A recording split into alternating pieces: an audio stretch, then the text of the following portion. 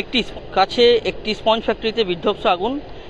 এই মুহূর্তে ঘটনাস্থলে দমকলে 6টি ইঞ্জিন। এখনও পর্যন্ত জানা যাচ্ছে না কী থেকে আগুন লেগেছে, তবে আমি আপনাদেরকে দেখাবো ভয়ানক আগুন। এই আগুনের লিলিহান শিখা মারাত্মক পরিমাণে উঠেছে, জানা যাচ্ছে না। এলাকা টোটালি সবাই খুবই ভীতু। দেখতে পাচ্ছেন এই মুহূর্তে এখানে ব্লাস্ট করছে, বেশ কিছু কেমিক্যালের ডাম আছে যেগুলো ব্লাস্ট করছে।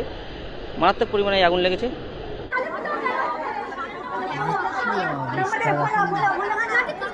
কি অবস্থা দেখেছো, আরো বাড়ছে।